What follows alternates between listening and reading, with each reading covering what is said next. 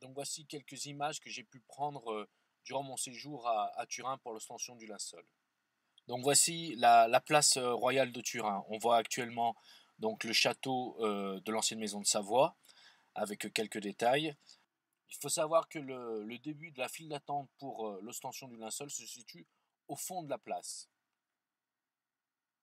Alors ici, on va découvrir le musée du Saint-Suaire que je vous conseille vivement d'aller voir parce qu'il est vraiment très intéressant, ne serait-ce que pour les images en 3D et holographiques. Donc ici, on voit la face de l'homme du linceul de Turin donc en 3D, telle qu'elle, et maintenant donc la partie en négatif, la partie du visage en négatif en 3D. Donc on voit vraiment le relief. Donc c'est assez saisissant quand on est sur place, là on se rend pas bien compte, mais sur place l'effet 3D est vraiment très très bien rendu. Donc on voit ici les détails au niveau des mains. Donc on voit bien le sang ressortir au niveau du poignet ou du haut de la main.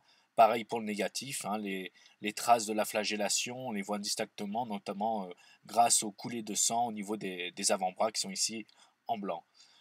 Pareil au niveau de la tache au niveau du poignet. Des statues représentant donc l'homme du linceul, fait à partir du linceul. Donc le casque d'épines qui aura été posé sur la tête de l'homme du linceul de Turin. On a également les fouets, une représentation des fouets utilisés pour la flagellation, les clous, et la chasse qui renfermait le linceul de Turin jusqu'en 97. Et là, donc, on peut voir actuellement donc, au musée du Saint-Suaire une image holographique en taille réelle de l'homme du linceul de Turin. Donc, c'est une image qui est assez impressionnante puisqu'on la voit en relief. Donc, sur la vidéo, c'est pas très très évident, mais vraiment sur place, on voit vraiment le relief.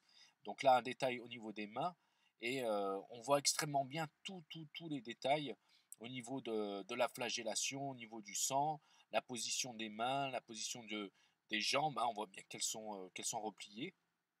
On peut voir également donc les pieds et la position des pieds qu'avait l'homme du linceul au moment de sa mort. Pour aller voir le linceul de Turin, il faut donc attendre et être dans une file d'attente qui dure à peu près 2 heures hein, quand on est au début. On passe par les jardins royaux, puis par les sous-sols de l'église où est situé le linceul de Turin.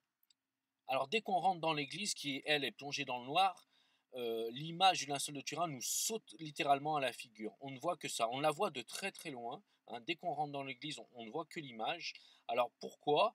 Tout simplement parce que la toile de Hollande ayant été retirée en 2002, il ne reste plus que le linceul.